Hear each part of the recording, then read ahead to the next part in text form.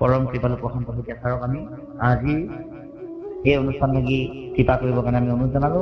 7:15 হৈছে, 8:25 আমি আপোনাক কৃপা কৰিবলৈ সেৱা ধৰিছো। কৃষ্ণ গোবিন্দ কৃষ্ণ কৃষ্ণ হৰি ৰাম।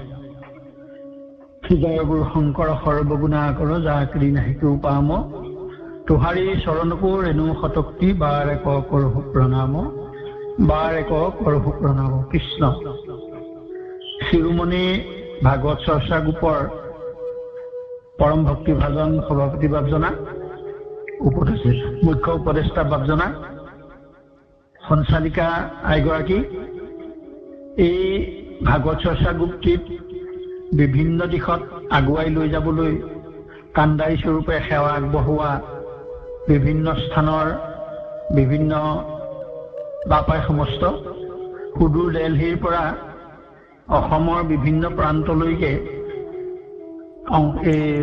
প্ৰান্তৰ পৰা এই অনুষ্ঠানটিত অংশগ্ৰহণ কৰা মোৰ সেৱাৰ যোগ্য পৰম শ্ৰদ্ধাৰ বাপাই সমস্তজনৰ দুখানি অভয়চৰণত এই মহাধমে সেই থৈ সেৱা নিবেদন কৰিছো।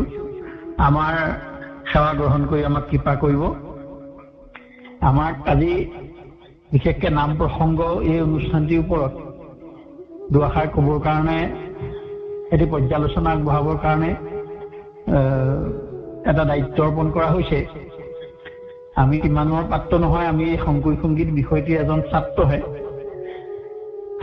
তথাপি আমাৰ গুৰুমুখে পোৱা এই সাধাৰণ আমি যিকণ জ্ঞান ললো, সেই জ্ঞানকণৰ ওপৰতে প্ৰসংগৰ ওপৰত এটি আলোচনা কৰিবলৈ আগবাঢ়িছো। আমাৰ হয়তো অনিচ্ছাকৃত ভুল ত্ৰুটি আগপাছ বঢ়া দুটা হ'ব। সমস্ত অপৰাধ ভঞ্জন কৰি আমি যিখিনি ব্যাখ্যা আগবঢ়াম তাৰ গ্ৰহণযোগ্যখিনি আপোনালোকে যদি গ্ৰহণযোগ্য বুলি ভাবে গ্ৰহণ কৰিব, আৰু যিখিনি গ্ৰহণযোগ্য বুলি নাভাবে সেইখিনি আঁতৰাই ৰাখিব, বাদ দিব। আমি বিষয়বস্তুলৈ আগবাঢ়িব খুজিছো। কৃষ্ণ নাম প্ৰসংগ, আমি আমাৰ ভকতসকলৰ মাজত প্ৰসংগ বা নাম কীৰ্তন এইদৰে এনেকুৱা সমাৰ্থক শব্দ ভালে মানে ব্যৱহাৰ হয়। নাম প্ৰসংগ অনুষ্ঠানটি, এই নাম প্ৰসংগ অনুষ্ঠানটি কেৱল শ্ৰীমন্ত শংকৰদেৱ সংঘৰে নহয়, অসমৰ এই শংকৰদেৱক গুৰু মানি শংকৰদেৱৰ একশৰণ হৰিনাম ধৰ্মৰ আদৰ্শৰে যিবিলাক সমাজ চলি আছে, সেই সকলোৱে এই নাম প্ৰসংগ অনুষ্ঠানটিৰ মাধ্যমেৰে বিভিন্ন অনুষ্ঠান প্ৰতিষ্ঠান সমাপন কৰে, অনুষ্ঠান কৰে। কিন্তু শ্ৰীমন্ত শংকৰদেৱ সংঘই এই নাম প্ৰসংগ অনুষ্ঠানটিক সংগীতৰ আওতালে আনি ইয়াক এক বিশেষ ব্যাকৰণিক আৰু বৈজ্ঞানিক দৃষ্টিভংগীৰে, ইয়াক যিহেতু সংগীত, গতিকে ইয়াত সাংগীতিক কিছুমান কথা থাকে। এই বিষয়টো শ্ৰীমন্ত শংকৰদেৱ সংঘই এটা পৰিশুদ্ধ ৰূপত প্ৰতিষ্ঠা কৰাৰ ব্যৱস্থা কৰি প্ৰসংগ প্ৰণালী এভাগিও প্ৰস্তুত কৰিলে, আৰু অসমৰ বিভিন্ন স্থানত শ্ৰীমন্ত শংকৰদেৱ সংঘৰ মূল শাখাৰ পৰা প্ৰাথমিকৰ বিভিন্ন অনুষ্ঠানত এই প্ৰসংগ নাম প্ৰসংগ অনুষ্ঠানৰ ওপৰত প্ৰশিক্ষণ আদি অনুষ্ঠানো সুন্দৰকৈ হৈ আছে। আৰু ইয়াৰ দ্বাৰাই শ্ৰীমন্ত শংকৰদেৱ সংঘৰ প্ৰসংগ প্ৰণালীৰ আধাৰত শ্ৰীমন্ত শংকৰদেৱ সংঘৰ সংগীসকলৰতো বাদেই অন্য অনুষ্ঠানৰ নাম অনুষ্ঠানৰ ওপৰত বৰ্তি থকা সমাজবিলাকেও শ্ৰীমন্ত শংকৰদেৱ সংঘৰ প্ৰসংগ প্ৰণালীক লুকাই চুৰকৈ হ'লেও গ্ৰহণ কৰা পৰিলক্ষিত হয়। অৰ্থাৎ শ্ৰীমন্ত শংকৰদেৱ সংঘৰ নাম প্ৰসংগৰ এটা পৰিশীলিত ৰূপ, যি এটা শ্ৰোতাক হৃদয়ত এটা ভক্তিভাৱৰ সঞ্চাৰিত কৰে, য'ত সাংগীতিক মান শুদ্ধ ৰূপত আছে। সেই বিষয়টো শ্ৰীমন্ত শংকৰদেৱ সংঘৰ সংগীসকলৰ বাদেও অন্যসকলে গ্ৰহণ কৰাটো এটা শ্ৰীমন্ত শংকৰদেৱ সংঘৰ কাৰণে এটা অতি শুভ লক্ষণ, ভাল কথা হয়। এই নাম প্ৰসংগ কীৰ্তনৰ আধাৰতে, বিশেষকৈ কীৰ্তন আৰু নামঘোষাৰ আধাৰতে হয়। কীৰ্তন ভাগ শ্ৰীমন্ত শংকৰদেৱ গুৰুজনাই পাঠনযোগ্য এবিধ সংগীত শাস্ত্ৰ হিচাপে সৃষ্টি কৰিলে। পঠন আৰু গায়ন মানে গোৱা, পাঠ কৰা আৰু গোৱা এই দুটা কাৰ্যত ব্যৱহাৰ কৰিবৰ কাৰণে কীৰ্তন ভাগক আচলতে গুৰুজনাৰ সৃষ্ট। ইয়াত পাঠ কৰিবলৈও স্বকীয় কিছুমান বিশিষ্ট সুৰ আছে আৰু প্ৰসংগতো কথাই নাই। প্ৰসংগত বিভিন্ন প্ৰসংগীয়া সুৰৰ বিশেষ স্বাচ্ছন্দ্যৰে গায়ন কৰি ইয়াক এটা আত্মসন্তুষ্টি লাভ কৰা হয়। এইখিনি এটা আমাৰ ভকতসকলৰ মাজত এটা খালি মানসিক প্ৰস্তুতি লাগে যে কীৰ্তন নাম প্ৰসংগ কৰিবলৈ আচলতে প্ৰশিক্ষণ গ্ৰহণ কৰি নাম প্ৰসংগৰ পৰিশুদ্ধ ৰূপটোত প্ৰসংগ কৰিব পৰা যোগ্যতা অৰ্জন কৰিবলৈ আচলতে শিকাৰ প্ৰয়োজন। আমাৰ প্ৰশ্ন হয় নাম প্ৰসংগনো শিকিব লাগেনে, ভগৱন্ত গুণানুকীৰ্তন কৰিবলৈনো শিকিব লাগেনে? এনেকুৱা প্ৰশ্নটো আচলতে কৰাটো উচিত নহয়। কিয়? ইয়াক যিহেতু আমি প্ৰসংগক যেতিয়া আমি সংগীতৰ শাৰীত ধৰিছো, গায়ন ক্ৰিয়া মানে সংগীতৰ গীত বাদ্য নৃত্য এই তিনিওটা সংগীত, গতিকে ইয়াত গীতৰ শাৰীত ধৰা হৈছে গায়ন। গতিকে গায়ন কৰিবলৈ হলে তাৰ যিখিনি শাস্ত্ৰীয় সাংগীতিক মান, ব্যাকৰণিক যিখিনি মান, সেই মানখিনি আমি শুদ্ধ ৰূপত শিকি ললে গায়নটো সুন্দৰ হয় আৰু সকলোৱে একেলগে একে ধৰণে গোৱাৰ যি ব্যৱস্থা, সেই ব্যৱস্থাটোৰ ওপৰত সকলোৰে সমানে দখল আহিব। সেই কথাটোৰ কাৰণে আচলতে শ্ৰীমন্ত শংকৰদেৱ সংঘই নাম প্ৰসংগ প্ৰণালী প্ৰস্তুত কৰি প্ৰশিক্ষণকে আদি কৰি সকলো ব্যৱস্থা গ্ৰহণ কৰিলে। এতিয়া এই নাম প্ৰসংগৰ অন্তৰ্গত বিষয়সমূহ আমি যদি ভালকৈ চালি জাৰি চাওঁ, ইয়াত গুৰু দুজনাৰ ৰচিত সকলো শাস্ত্ৰ স্থান পাইছে। মহাপুৰুষ শ্ৰীমন্ত শংকৰদেৱ, শ্ৰী শ্ৰী মাধৱদেৱ এই দুইজনাই যিখিনি সৃষ্টি কৰিলে, লিখিতভাৱে যিখিনি সৃষ্টি কৰিলে, ৰচনা কৰিলে, ভাওনা, ভাগৱত, অংকীয়া ভাওনা, নাট, ঘোষা, ৰত্নাৱলী, সুকীয়াকে এটা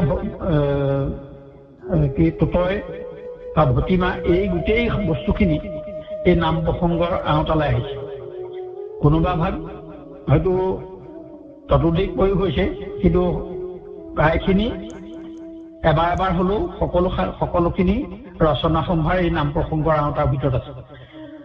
যেতিয়া গুৰুজনাৰ ৰচনাৰ খিনি প্ৰত্যেককে যেতিয়া নাম প্ৰসংগৰ আওতাত আনি সাঙুৰি লোৱা হৈছে, এই সকলোখিনি শুদ্ধকৈ গাবলৈ, এই সকলোখিনি শুদ্ধকৈ পৰিৱেশন কৰিবলৈ নিশ্চয় সুন্দৰকে প্ৰশিক্ষণ গ্ৰহণ কৰি শিকি বুজি লৈ উপযুক্ত অভিজ্ঞতা সম্পন্ন হৈ ললেহে এজন আচলতে সফল নামাচাৰ্য বুলি ক'ব পৰা যায়।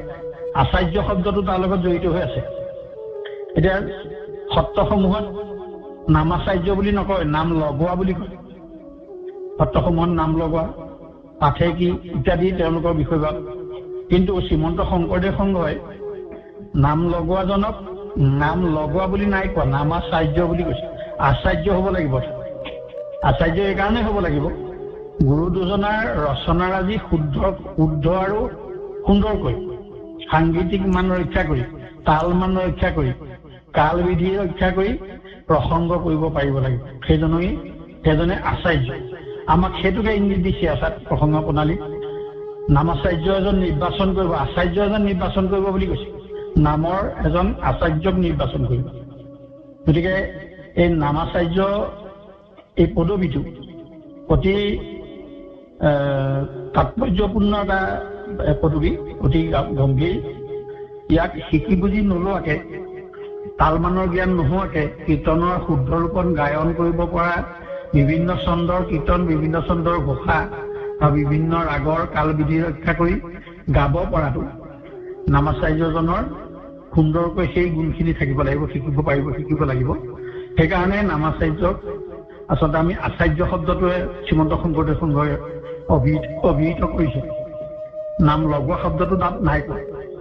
সেই বিষয়টোৰ ওপৰত লক্ষ্য কৰিলে আমি যে এই ভাগ এটা সুন্দৰকৈ শিকি লৈহে নামৰ আসনখনত বহিব লাগে, এই কথাটো আমি সহজে অনুমেয় হয়। এতিয়া আমাৰ নাম প্ৰসংগত প্ৰথমে আমি 3 বস্ত্ৰ পৰিহিত কৰি সুন্দৰকৈ নামৰ আসনত সকলো বহাৰ পাছত নামাচাৰ্যই নাম অনুষ্ঠান আৰম্ভ কৰে। এবাৰ প্ৰসংগ প্ৰণালীত এটা কথা সুন্দৰকৈ আছে, আমাৰ যেতিয়া নামৰ কাৰণে ভকত সমস্ত বহে, অৰ্ধবৃত্তত এখনো আসন খালী নোহোৱাকৈ প্ৰথম শাৰীত অৰ্থাৎ প্ৰথম বহাৰকে আৰম্ভ কৰি মণিকূটৰ ওচৰৰ পৰা আকৌ ঘূৰি নামাচাৰ্যকে আদি কৰি সেই সিটোমূৰে ভকত বহাৰ যিটো প্ৰথম শাৰীটো সেইটোক অৰ্ধবৃত্ত বুলি কয়। সেই অৰ্ধবৃত্তত কোনো আসন খালী থাকিব নালাগে, আৰু তাত বহা ভকত নামৰ মাজৰ পৰা উঠিও যাব নোৱাৰে, আকৌ নাম আৰম্ভ হোৱাৰ পিছত তাত কোনোগৈ ভকত বহিবগৈ নোৱাৰিব, এই শব্দটোৱে লিখা।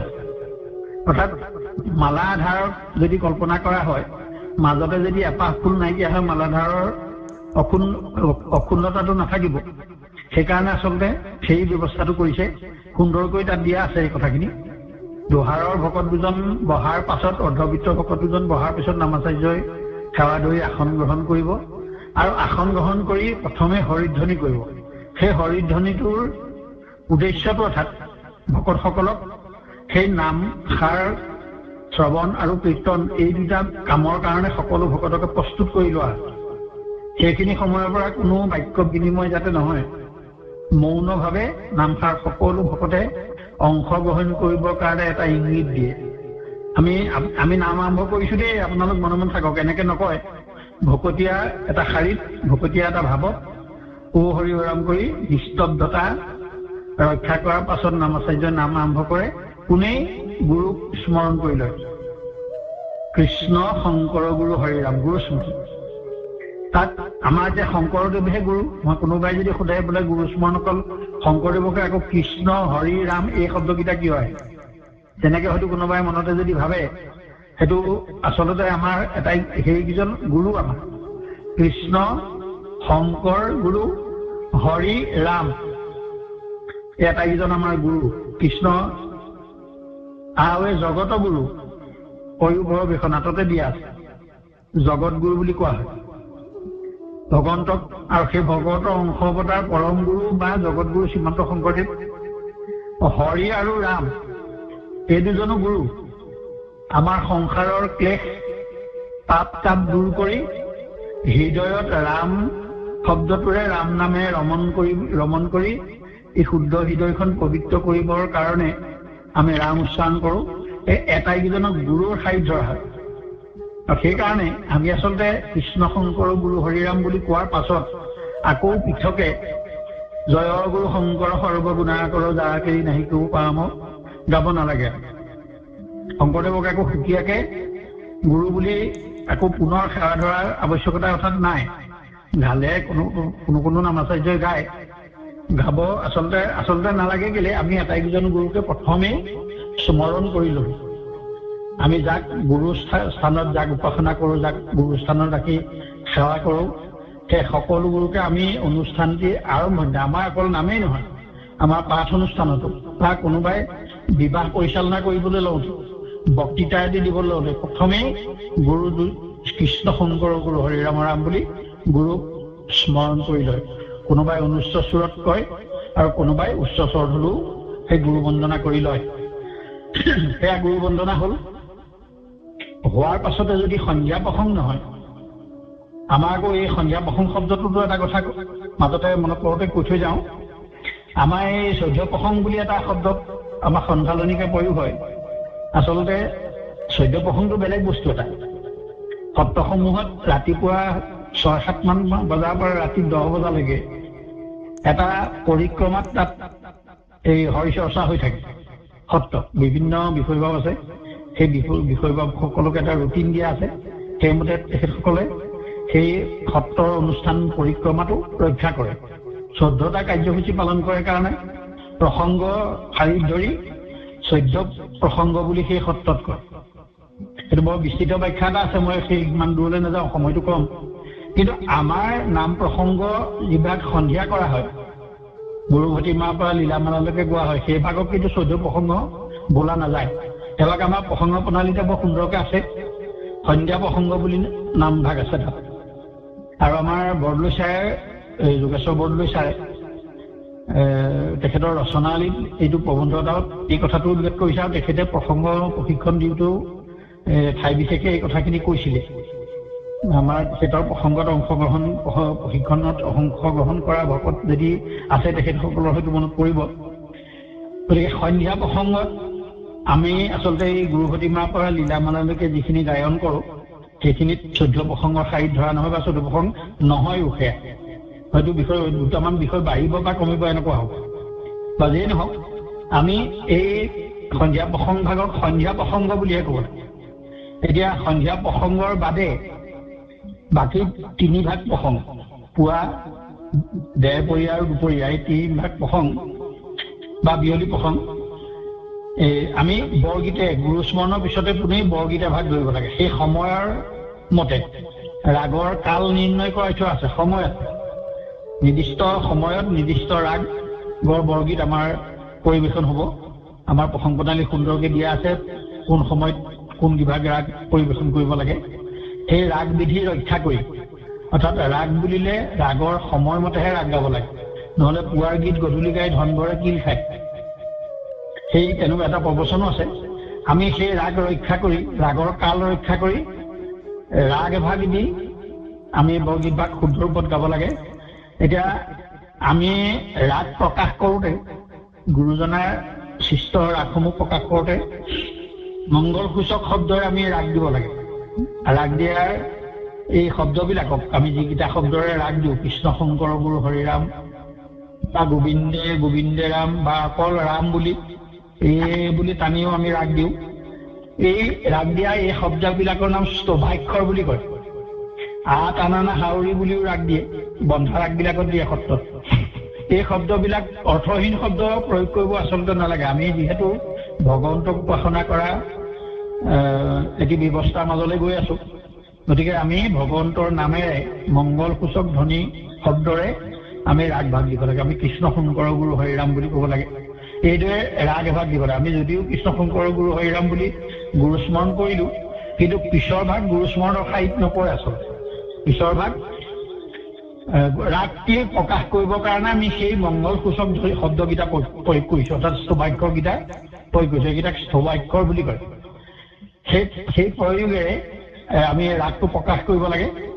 ৰাগটো নিৰ্দিষ্ট ৰাগটো যিভাগ বৰগীত গাম, যিটো ৰাগৰ গীত গাম, সেই ৰাগটোৰ বাদী সম্বাদী অনুবাদী আৰোহণ অৱৰোহণ এই স্বৰসমূহৰ এটা বিশেষ সংগতি জুতি লগাই এই ৰাগ এটি প্ৰস্তুত হয়, যিটো ৰাগ গালে হৃদয়ত, শ্ৰোতাৰ হৃদয়ত ৰঞ্জিত হয়, সেইটোৱে ৰাগ। সেই ৰাগটো গাই থাকোঁতেই গুণী শ্ৰোতাই সুন্দৰকৈ শ্ৰৱণ কৰা যিসকলৰ সংগীতৰ জ্ঞান আছে বা যিসকলে এই বিষয়টোত অধ্যয়নত আছে বা বিষয়টোৰ লগত অভ্যস্ত, সেইসকলে গম পাব কোন ভাগ ৰাগৰ গীত এভাগ গাব। শ্যাম ৰাগৰ গাব বা কৌ ৰাগৰ গাব বা ধনশ্ৰী গাব বা অহিৰ গাব ইত্যাদি। এই শব্দ ৰাগটো দি থাকোঁতেই ভকতৰ হৃদয়ত অনুভূত হৈ যায় যে আমুক ৰাগৰ গীত ভাগ কোন ভাগ গাব সেইটো ধৰিব নোৱাৰে। অৰ্থাৎ প্ৰত্যেকজন গায়কৰে বেলেগ বেলেগ গীতেৰে পৰিৱেশন কৰে। আজি এতিয়া ধনশ্ৰী বোলোতে ধনশ্ৰী ভালেমান গীত আছে। আমাৰ প্ৰতিভা বৰা আইগৰাকীয়ে ধনশ্ৰী ৰাগৰ, শৰচন্দ্ৰৰ ধনশ্ৰী ৰাগৰ এটি গীত পৰিৱেশন হ'ল। ৰাগটোতে অনুমেয় হয় ধনশ্ৰী ৰাগটো গাব। সেইদৰে এভাগ সুন্দৰকৈ গীত এভাগ ইয়াত তাল ধৰি থকা নহয়, তাল নধৰাকে, তাল নোহোৱাকে এভাগ গীত সুন্দৰকৈ পৰিৱেশন হয়। আৰু বৰগীতত যদিও তালখন প্ৰদৰ্শন নহয়, কিন্তু গায়কজনে, নামাচাৰ্যজনে এটা তালত আশ্ৰয় কৰি গীতভাগ গৈ থাকে, আগবাঢ়ি গৈ থাকে গীতটো। তাল এখন মনে মনে তাল এখন প্ৰয়োগ হৈ থাকে, তালখন প্ৰদৰ্শনহে নহয়। সেইকাৰণেই গুৰু দুজনে আচলতে গীতসমূহ, বৰগীতসমূহ লিখোঁতে তাত কোনো তাল নিৰ্দিষ্ট কৰি নিবদ্ধ নকৰিলে। অংকীয়া গীতত যিদৰে তালখন নিৰ্দিষ্ট কৰা আছে, বৰগীতৰ লগত নাই। বৰগীতৰ গুণী গায়কে একেধাৰে 18খন 24খন পৰ্যন্ত তাল প্ৰয়োগ কৰি গীত গায়। এইটো খোল প্ৰসংগৰ যিটো ৰীতি, তাত নাম প্ৰসংগত বাৰু সেইটো ব্যৱস্থা নহয়। গতিকে তালৰ ব্যৱস্থাটো তালৈ নাহে যদিও গায়কগৰাকীয়ে এখন তালৰ আশ্ৰয় কৰি গীত এভাগ গোৱাৰ পিছত গীতভাগ শেষ কৰি লগে লগে, ইয়াৰ মাজত বিৰতি নাথাকে আৰু লগে লগে কৃষ্ণ টকালে যায়। এতিয়া কৃষ্ণ টকা এইবিলাক ৰাগাশ্বৰী গীত এটা গোৱাৰ পাছত ৰাগ এটা আশ্ৰয় কৰি গীত এটা গোৱাৰ পিছত কৃষ্ণ থাকোঁতে নিশ্চয় শ্ৰুতি মধুৰতা দ্বাৰা আহিব লাগিব। তাত যদিও কোনো সুৰ নাই বা ৰাগত নাই, কোনো সুৰ নিবদ্ধ হৈ থকা নাই, কিন্তু ৰাগ এটা গাই থকাৰ পিছত মানুহজন ৰাগ এটাৰ মাজত সোমাই থকাৰ পাছত এই কৃষ্ণ থাকোঁতেও কিবা এটা গুঞ্জন তাত বাজি থাকিব লাগিব। য'ত ভকতৰ হৃদয়ত এই ভক্তিভাৱৰ সঞ্চাৰিত হয়। পোনে পোনে কৃষ্ণৰাম কৃষ্ণৰাম কৃষ্ণ কৃষ্ণৰাম জয় জয় ৰাম এইদৰে গোৱাতকে ৰাগ এটি যেতিয়া সুন্দৰকৈ ৰাগ এটি গীত এভাগ গাই আছে, সেই শ্ৰুতি মধুৰতাটো যাতে কৃষ্ণ থাকোঁতেও কৃষ্ণক ডকা হৈছে, কৃষ্ণক মতা হৈছে, কৃষ্ণক আহ্বান কৰা হৈছে, কৃষ্ণৰামক আহ্বান কৰা হৈছে। এই আমি যিটো অনুষ্ঠান পালন কৰিব খুজিছো, যিটো অনুষ্ঠান পৰিচালনা কৰিব খুজিছো, সেই অনুষ্ঠানটোৰ মাজলৈ ভগৱান আমন্ত্ৰণ জনোৱা হৈছে, ডাকি দিয়া হৈছে, মাতি দিয়া হৈছে। গতিকে তেখেতক মাতোতে আমি ভগৱন্তৰ ঈশ্বৰক মাতোতে ভগৱন্তৰ নাম গুণনাম শ্ৰৱণ কীৰ্তন কৰিবলৈ তেখেতৰ কৃপা ভিক্ষা কৰোঁতে আমি নিশ্চয় তাত এটা মধুৰতা, শ্ৰোতাৰ হৃদয় জয় কৰিব পৰা, ভগৱন্তৰ হৃদয় জয় কৰিব পৰা এটা সুৰ নিশ্চয় তালৈ আহিব। আৰু সেইমতে হয়ো বাৰু, মই মাত্ৰ কথাটোহে লুকিয়াই দিছো। 4 বাৰ কৃষ্ণৰাম কৃষ্ণৰাম কৃষ্ণৰাম কৃষ্ণৰাম কৰাৰ পিছত কৃষ্ণ কৃষ্ণৰাম জয় জয় ৰাম, সেইখিনিতো নিৰ্দিষ্ট এটা গতি থাকিব, সুৰ থাকিব। তাৰ পাছতে কৃষ্ণ হৰি ৰাম ৰাম ৰাম ধৰি তাতে তাল আৰম্ভ হ'ব চিধাই। সেইখিনি পাই বাকী ভকতসকলে, আমাৰ যিসকল পালি থাকিব, নাম আচাৰ্যৰ লগত যিসকল ভকতে অংশগ্ৰহণ কৰিব সেইসকলক পালি বুলি কোৱা হয় আমাৰ সংগীসকল, সেইসকলে সেই কৃষ্ণ হৰি ৰাম হৰি প্ৰথম চাপৰিটোতে অংশগ্ৰহণ কৰিব, সেইখিনি বাজাব। এতিয়া প্ৰসংগতালিত এই কথাখিনি আছেই, পঢ়িলে গম পোৱা যায়। ছবাৰ গাই ঘোষিব, সাংগীতিক নিয়ম এটা বান্ধি দিয়া হ'লেই সেইখিনিতে। সেইটো কথাই কিমান বাৰ গাব নিৰ্দিষ্ট কৰি থোৱা হৈছে, অনিৰ্দিষ্ট নহয়। ছবাৰ গাই ঘোষিব, সেই বাক্যটোতে এটা অৰ্থ সোমাই আছে। আমাৰ সেই অৰ্থটো ভালকে চালে ওলাই যাব। ছবাৰ গাব লাগিব, তাৰপিছত ঘোষিব। 3 বাৰ বা 4 বাৰ ঘোষিব লাগিব, ছবাৰ গাব লাগিব। ছবাৰ গাওঁতে আকৌ সংগীত বুলি ক'লে 3টা লয়ত গোৱা হয়, বিলম্বিত, মধ্য, দ্ৰুত। সেই 3টা লয়ত 2বাৰকে ছবাৰ গাব লাগিব। আকৌ মাজতে 2টা বাৰ নিশিও দিব লাগিব। 2টা বাৰ মাজতে কৃষ্ণ হৰি ৰাম ৰাম ৰাম অনন্ত অচ্যুত সনাতন নাৰায়ণ প্ৰাণ, এই শাৰীটোত মাজতে নিশিও দিব লাগিব। এতিয়া সেই ছবাৰ গাওঁতে নিশি 2বাৰ, বিলম্বিতত এবাৰ, মধ্যত এবাৰ, তাৰপিছত দ্ৰুতত ঘোষিব। ছবাৰটো বিলম্বিত আৰু মধ্যতে শেষ কৰিব লাগিব। প্ৰথম 2বাৰ সাধাৰণ সুৰ, কৃষ্ণ হৰি ৰাম হৰি ৰাম ৰাম ৰাম অনন্ত অচ্যুত সনাতন নাৰায়ণ প্ৰাণ। এইটো সাধাৰণ সুৰ বুলি কোৱা হৈছে। এইটো বিলম্বিত, লয়টো বিলম্বিত, চাপৰিটো ধীৰ হ'ব। তাৰ পাছতে 2বাৰ তেনেকে সাধাৰণ সুৰ 2বাৰ গোৱাৰ পিছত নিশিটোলৈ যাম, কিন্তু লয়টো এইটো লয়তে থাকিব, বিলম্বিত ধীৰ গতিতে থাকিব। সেইখিনিতে নিশি ধৰিম, ওপৰলৈ যাম মানে মাজতে। কৃষ্ণ হৰি ৰাম ৰাম ৰাম ৰাম অনন্ত অচ্যুত সনাতন নাৰায়ণ প্ৰাণ। সেইখিনিলৈকে বিলম্বিতত থাকে। পিছৰবাৰ নিশি দিওঁতে আমি মধ্যলৈ যাম, চাপৰিটো অকণমান খৰ হ'ব, 1.5 গুণ বাঢ়িব মানে চাপৰি গতিটো, ধৰা গতিটো, তাত যিটো তাল ধৰি থাকিম মানে চাপৰিটো বজাম, চাপৰিটো তাল বোলে, সেই তালৰ গতিটো 1.5 গুণ বাঢ়ি যাব, মধ্যলয়লৈ যাব। তেতিয়া সেই মধ্যলয়লৈ আৰম্ভ কৰোঁতে নিশিটো যাব, 2 নম্বৰ বাৰ নিশি। তাৰপিছত মধ্যত আকৌ এবাৰ গাম নহয়, এবাৰহে নিশি হৈছে, পিছৰবাৰ সাধাৰণ সুৰটো আহিব। সেইটো সাধাৰণ সুৰ আকৌ প্ৰথম গোৱা সাধাৰণ সুৰটোৰ দৰে নহয়, তাৰ অকণমান গায়ন শৈলীটো অকণমান বেলেগ। কৃষ্ণ হৰি ৰাম ৰাম ৰাম অনন্ত অচ্যুত সনাতন নাৰায়ণ প্ৰাণ কৃষ্ণ হৰি ৰাম ৰাম ৰাম অনন্ত অচ্যুত সনাতন নাৰায়ণ প্ৰাণ মধ্য শেষ হ'ল কৃষ্ণ হৰি ৰাম দুটলৈ যাম তেতিয়া খৰ হ'ব দুগুণ খৰ হৈ যাব সেইদৰে তিনিবাৰমান গোৱাৰ পিছত সেই ঘোষণি কৃষ্ণ টকা সামৰণি মৰা হ'ব তাৰপাছতে বিৰতি নাই আৰু দ্ৰুত তাল শেষ হ'ল বিলম্বিত চাপৰিটো আৰম্ভ কৰোঁতে আমি ঘোষণিলৈ যাম যিবিলাক নিয়মিত ঘোষা সেইবিলাক গালে চাপৰিটোত আৰম্ভ হ'ব যদি অনিয়মিত ঘোষা গাওঁ তেতিয়া চাপৰিটোত আৰম্ভ নহয় ঘোষাটো আৰম্ভ হৈ পিছৰ বাৰত চাপৰিটো পৰিব সেইটো বিষয়ে ক'ম বাৰু এতিয়া নিয়মিত যেনিবা নিয়মিত ঘোষা যোগা ধৰিম গোবিন্দ গোবিন্দ গোবিন্দ গোবিন্দ গোবিন্দ ৰাম মুৰাৰী বা মাধৱ মাধৱ মাধৱ মধুৰিপু গোবিন্দ কৃষ্ণ হৰি হৰি ৰাম এনেকুৱা ধৰণৰ যিবিলাক চাপৰিটোত আৰম্ভ হয় সেই তেনেকুৱা ঘোষা ধৰিম এই কৃষ্ণ ডাকোতে যি তিনিটা লয় যিদৰে গাম সেইদৰে গাব লাগিব তাৰ কৃষ্ণ টকাৰ নিয়মটোৱে এই ঘোষণি ঘোষা গোৱাৰ নিয়মটো একে তাতো ছবাৰ গাই ঘোষিব লাগিব প্ৰত্যেক ভাগ ঘোষণি ঘোষাৰ প্ৰত্যেক ভাগতে নিশি হয়তো নাই নিশি গোৱাৰ ব্যৱস্থা নাই কিন্তু কিছুমান কেইভাগমান ঘোষাত গোৱা হয় এতিয়া তাতে অনিয়মিতো আছে আকৌ অনিয়মিত ঘোষা আছে মানে চাপৰিটো আৰম্ভ নোহোৱা ঘোষাত চাপৰিত আৰম্ভ নহয় মধু দেৱ মধু এই সুদনটোত পৰিব তালটো মধু দেৱ মধু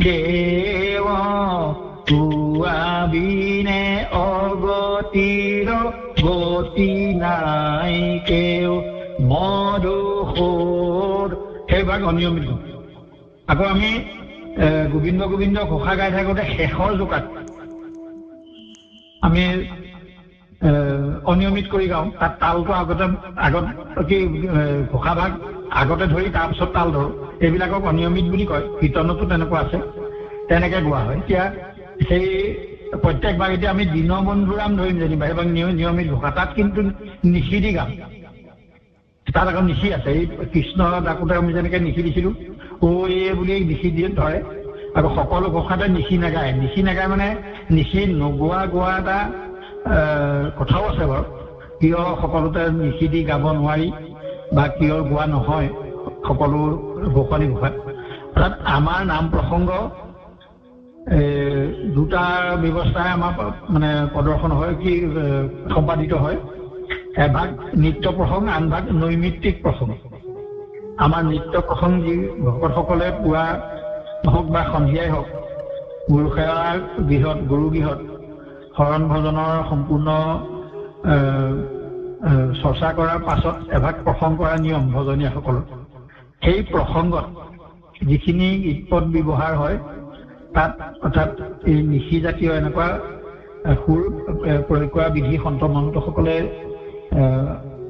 বিধান দিছে এইবিলাক কৰিব নালাগে আৰু সেয়া শ্ৰীমন্ত শংকৰদেৱ সংঘইও গ্ৰহণ কৰিছে গতিকে সেই ভাগ প্ৰসংগত নৃত্য প্ৰসংগত আচলতে সম্পূৰ্ণ ভক্তিমূলক ভক্তিতত্ত্বমূলক কীৰ্তন পাঠ কৰে কীৰ্তন এটি গায় বা সেই ঘোষণিও তেনেকে শৰণৰে হওক বা অন্যয়ে সেই তেনেকুৱা ঘোষণিত গায় পুৱা বেলা এভাগ গীত গায় বা সন্ধিয়া হ'লে সন্ধিয়া বেলা এভাগ গীত গায় তাত আচলতে নিশি নাগায় সম্পূৰ্ণ উপাসনা নিত্য উপাসনা কিন্তু এই নৈমিত্তিক ভাগ আকৌ যিকোনো নিমিত্তত কৰা হয় মিতা অনুষ্ঠান বাৰ্ষিক অনুষ্ঠান জননা অনুষ্ঠান মিতা এনেকুৱা বা ভাওনা নামৰ অনুষ্ঠান এই নৈমিত্তিক অনুষ্ঠানবিলাকত যিবিলাক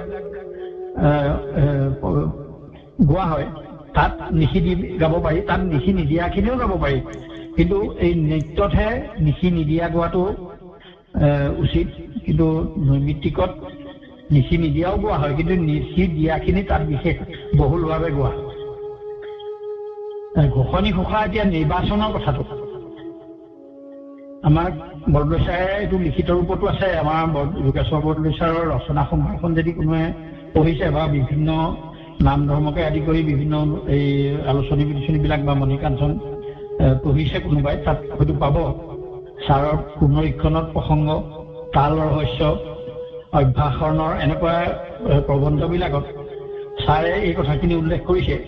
আমি আচলতে নামৰ কাৰণে ঘোষাৰ নাম ছন্দ বা কৰণ ছন্দ ইয়াৰ পৰাহে ঘোষা নিৰ্বাচন কৰিব লাগে। নাম ছন্দৰ কাৰণে যিখিনি ঘোষা ঠিক কৰি থৈছে বিশেষভাৱে তাৰ পৰা গাব লাগে। অন্য নাম ঘোষা ভাগৰ 1000 এজোপা ঘোষা আছে, তাৰ ভিতৰৰ পৰা আমি প্ৰয়োগ কৰিবহি হয়তো পাৰিম, টানি আজুৰি বলেৰে গাব পাৰিম, ছাৰে ক'বৰ দৰে বলাৎকাৰ কৰিব পাৰিম, কিন্তু তাৰ যিটো সাংগীতিক সৌন্দৰ্য, সাংগীতিক তালমান ৰক্ষা কৰাৰ যিখিনি ব্যৱস্থা তাত হয়তো অসুবিধা হ'ব।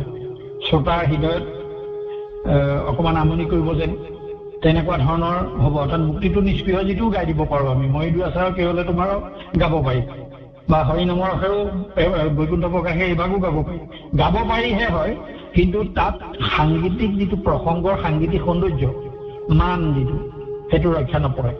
কিন্তু নাম প্ৰসংগ নাম ছন্দৰ ঘোষা গীজোপাত এটা স্বকীয় সুৰ আছে। আপুনি সেই ঘোষা গীজোপা পাঠ কৰি গাওঁতেও এই নামৰ সুৰটোহে দাবী কৰে, তাত এইদৰে গাব লাগিব এনেকুৱা এটা দাবী কৰে। সেই অৰ্থত এই নাম ছন্দৰ ঘোষাৰে আচলতে প্ৰসংগত অন্তৰ্ভুক্ত কৰি গাব লাগে। তাৰপিছতে আমি ঘোষণী ঘোষা গোৱাৰ পিছতে সামৰি সেইখিনিতে অকণমান বিৰতি থাকে, কেই মুহূৰ্তমান ছেকেণ্ডমান অকণমান বিৰতি লৈ নামাচাৰ্যৰ তালযোৰ থৈ দিহা ঘোষা এভাগ ধৰিব লাগে। দিহা শব্দটো পৰামৰ্শ। দিহা ঘোষা ধৰিলে দিহা সুৰীয়া ঘোষা নহয়, দিহা নামৰ সুৰৰ নিচিনা ঘোষা সুৰেৰে ঘোষা গাব নালাগে। এতিয়া আপোনালোকে মন কৰক, প্ৰথমতে গুৰু স্মৰণ কৰিলোঁ, তাৰপৰা স্তুতিমূলক প্ৰাৰ্থনা সংগীত এভাগ গালোঁ, ভগৱন্তক প্ৰাৰ্থনা জনালোঁ, স্তুতি প্ৰাৰ্থনা বৰগীতক স্তুতি গীত বুলিও কয়। তাৰপিছতে কৃষ্ণ থাকিলোঁ, কৃষ্ণক আহ্বান জনালোঁ, কৃষ্ণৰাম। তাৰ পাছতে আমি গুণনামলৈ প্ৰৱেশ কৰিলোঁ। এই ঘোষণী ঘোষাৰ পৰা আমি ভগৱন্তৰ গুণনামত সোমালোঁ।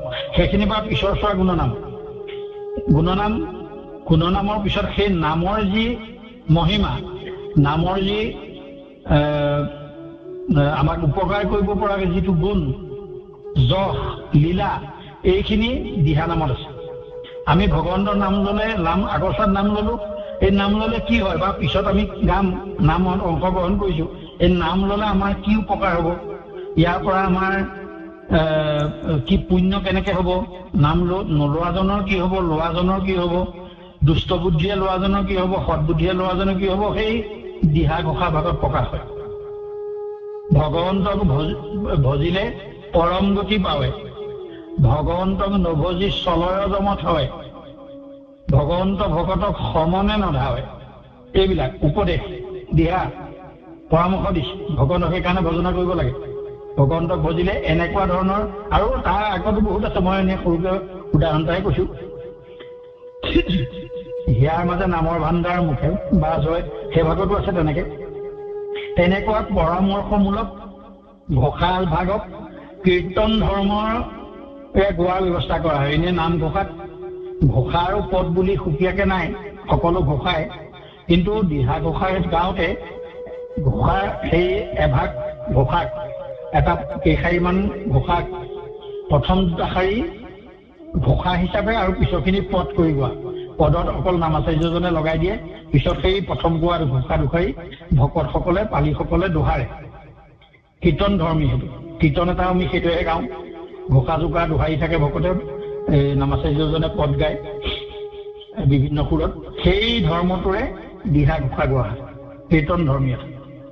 সেয়া গাওঁতে তাত ঘোষাৰ স্বকীয়তাটোৰ বাদেও কীৰ্তন ধৰ্ম ৰক্ষা কৰিবলৈ যাওঁতে তাত দিহা নামৰ সুৰটো নাহে।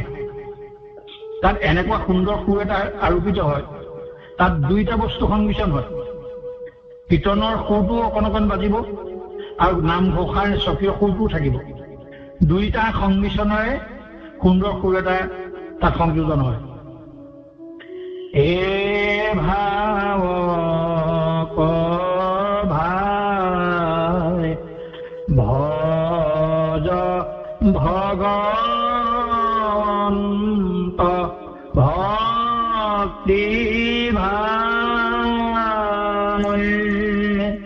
সুৰ বাজি আছে আকৌ হৰি হৰি হৰি হৰি হৰি হৰি হৰি কি কাম কৰিলো আমি নাম সেই ঘোষা ভাগৰ নামাকৰণ কৰিছে খেদ সুৰটোতে আমাৰ খেদটো প্ৰকাশ হ'ব লাগিব মই কি কাম কৰিম নিজ দাসহুয়া সেৱা কতে জিলো এহি দোষে ঘোৰ আপনে মজিলো হৰি হৰি হৰি হৰি হৰি হৰি হৰি কি কাম কৰিলো আমি দুইটা বস্তু প্ৰকাশ হ'ব লাগিব নামঘোষাৰ সুৰটো তাত নামকৰণ কৰাৰ অৰ্থটো খেদ আৰু কীৰ্তন ধৰ্মীটো এই এটাকেইটা বস্তুৰ সংমিশ্ৰণেৰে এই নিৰ্দিষ্ট সুৰটো গাই থকা হয় দিহা দিহা মানে ইয়াত দিহা নামৰ সুৰৰ কথা কোৱা নাই দিহা শব্দটোৱে উপদেশ পৰামৰ্শ এই নিচিনা শব্দৰ অৰ্থৰে ঘোষাভাগ গোৱা ভগৱন্তৰ নাম ল'লে কি হয় ভগৱন্তৰ নাম লোৱাৰ মহিমা ভগৱন্তৰ নামৰ মহিমা ভগৱন্তৰ নাম লোৱাৰ উপকাৰ এই কথাখিনি সেই দিহা ঘোষা ভাগেদি প্ৰকাশ তাৰপিছতে আমি চৰিত্ৰলৈ যাম কীৰ্তন চৰিত্ৰমূলক কীৰ্তন গোৱা হয় নৈমিত্তিক প্ৰসংগত নৃত্য প্ৰসংগত বাৰু আধ্যাত্মিক ভাৱ সম্পন্ন কীৰ্তন গোৱা হয় চৰিত্ৰমূলক কীৰ্তনত চৰিত্ৰসমূহ আছে অজামিল উপাখ্যান গজেন্দ্ৰ উপাখ্যান প্ৰহ্লাদ চৰিত্ৰ ইত্যাদি ইত্যাদি এই চৰিত্ৰমূলক কীৰ্তনসমূহ তালৈ আনিম এতিয়া কীৰ্তন কেইবাটাও ছন্দত আছে 14টি আখৰৰ 11টি আখৰ হস্ৰপদ অৰ্থাৎ দীৰ্ঘপদ হস্ৰপদ আকৌ 8টিয়া জোনা তাৰপিছতে দুলৰি আছে ছবিও আছে এতিয়া কীৰ্তনত এনেকুৱা সুন্দৰ মানে ছন্দ আপোনালোকে ভাগৱত তাৎপৰ্য কৃষ্ণ সূৰ্য ভৈলন্ত উদিত কীৰ্তনটো চাওক ঘোষা জোকা আৰু পদ ভাগ চাওক ঘোষা জোকা 8টি আখৰ কৃষ্ণ সূৰ্য ভৈলন্ত উদিত 10টা আখৰ কিন্তু পদ ভাগ ছবি ইমান সুন্দৰকে গাব পাৰি প্ৰসংগত একো আহুকাল নাই ইমান তাত সুন্দৰ সুৰ এটা আৰোপিত হৈ আছে সুন্দৰকৈ পৰিৱেশন কৰিব পাৰি শ্ৰোতা সকলো সুন্দৰকৈ শ্ৰৱণত আনন্দ হয় আহ্লাদিত হয় গতিকে সেই সুৰসমূহ ৰক্ষা কৰি যাব লাগে তাৰ নিৰ্দিষ্ট বিধান আছে এশৰীয়াকে গোৱা হয় দুলৰি ছন্দত বিশেষকৈ দুলৰি ছন্দৰ ঘোষা এশাৰী ঘোষা দোহৰা হয় পদো এশাৰীকে গোৱা হয় যদিও তাত 2টা শাৰী আছে কিন্তু সুৰটোৱে আৰু ভাৱটোৱে এটা শাৰীকে গালেহে তাৰ আচলতে সুখানুভূতিটো আহে সেইকাৰণে দুলৰিত সেইটো ব্যৱস্থা 24 চন্দ্ৰৰ ঘোষাত হলে এই কৃষ্ণ সূৰ্য ভৈলন্ত দিব তেনেকুৱা অন্য ঘোষাত হলে দুশাৰীকে হয়তো কোনোবা ভাগ কীৰ্তন গোৱা হয় সন্ধালনিকে প্ৰয়োগ হৈ আছে এতিয়া আমাৰ এশৰীয়াকে গোৱা পদচন্দ্ৰও আছে দীৰ্ঘপদে হওক বা হস্ৰপদে হওক এটা শাৰী গোৱা ঘোষা আছে ৰামহৰি ৰামহৰি গোপাল গোপাল বা মাধৱ ৰাম হৰি হে যাদৱ ৰাম হৰি ইত্যাদি এশৰীয়া ঘোষাত আকৌ পদো দুশাৰীকে গায় তাত তালৰো কথা আছে তালৰ লগত সংগতিটো থাকিব লাগিব সেইকাৰণে ঘোষা এশাৰী হলেও পদ আকৌ দুশাৰী গোৱা হয় এইবিলাক একোটা সাংগীতিক মানে এইবিলাক আচলতে এনে প্ৰদৰ্শিত কলা এইবিলাক প্ৰদৰ্শন কৰিলে বুজি পালেহেঁতেন প্ৰদৰ্শনত ইয়াৰ ৰূপটো সোনকালে পৰিস্ফুট হয় এতিয়া এইখিনিতে আৰু এটা কথা কওঁ যে কীৰ্তন ভাগৰ আমাৰ 24 অধ্যায়ৰ 4 ভাগ কীৰ্তন আছে এই 4 ভাগ কীৰ্তনৰ সুৰ কীৰ্তনখনৰ বাকী কীৰ্তনৰ সুৰবিলাকৰ লগত অমিল এই 24 সুৰ অন্য কীৰ্তনৰ লগত গাব নোৱাৰে বা অন্য কীৰ্তনকেইটাৰ সুৰেৰে প্ৰহ্লাদ চৰিত্ৰৰ 14টি আখৰৰ কীৰ্তন এটা আনি এই 14টি আখৰৰ সুৰ এটাৰ লগত জোৰ জবৰ কৰি গালে তাৰ সৌন্দৰ্যটো নাথাকে ইয়াৰ কাৰণে নিৰ্দিষ্ট এটা সুৰ আৰোপিত হৈ আছে আৰু 14 সেই বৈশিষ্ট্যটো ৰক্ষা কৰি গাব পৰাটো দক্ষতাটো অৰ্জন কৰাটো নামাচাৰ্যগৰাকীৰ এটা প্ৰধান লক্ষ্য হ'ব লাগিব সেইটো অৰ্জন কৰিব পৰাটো এই কীৰ্তন বিভাগৰ যিটো সুন্দৰ সুৰৰ লালিত্য সেইটো ৰক্ষা কৰি গোৱাটো 12টা তালত প্ৰথম কীৰ্তন ভাগ আৰম্ভ কৰাটো। গতিকে মা ধৰা মহৈত তেনেকে মাজত নিশি গাওঁতে আকৌ অনিয়মিত ৰূপত মাটো পশ্চিমে ধৰটোতহে তালটো পৰে। এই তাৰ নিশি দিয়া প্ৰকাৰৰ বিভিন্ন প্ৰকাৰৰ নিশি আছে, সেই নিশিবিলাকত সুৰ ৰক্ষা কৰি গোৱাটো, কিমান সময় এইটো টানিব বা কিমান সময় এইটো টানিব, সেই সাংগীতিক কথাখিনি এই কথাখিনি সুন্দৰকৈ শিকি লোৱাৰ ব্যৱস্থা কৰিব লাগিব। এতিয়া এই চতুৰ্বিংশতিয়ে প্ৰথম ভাগেই হওক বা চতুৰ্থ ভাগেই হওক বা দ্বিতীয় ভাগেই হওক, আমি প্ৰথম নিশি ভাগত যিটো টনা হয় সেইটো 4টা তাল শেষ হৈ 5 নম্বৰ তালটোত পিছৰ এইটোলৈ যোৱা হয়। সত্যব্ৰত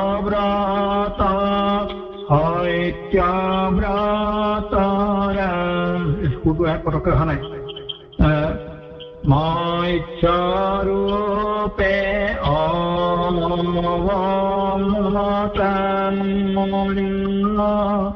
হৈলা প্ৰথমত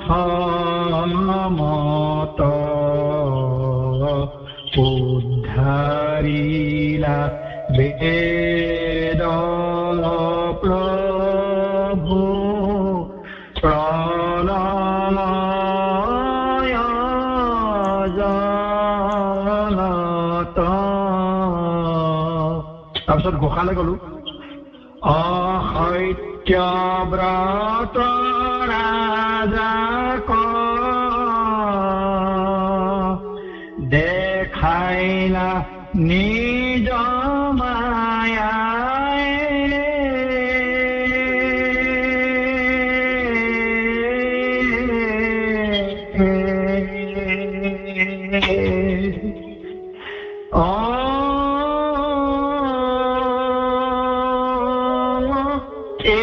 এইটো টানিব লাগিব। 4টা তাল খালি আৰম্ভ হ'ব এইটো, আৰু 4টা তাল এইটো গাই থাকিব লাগিব।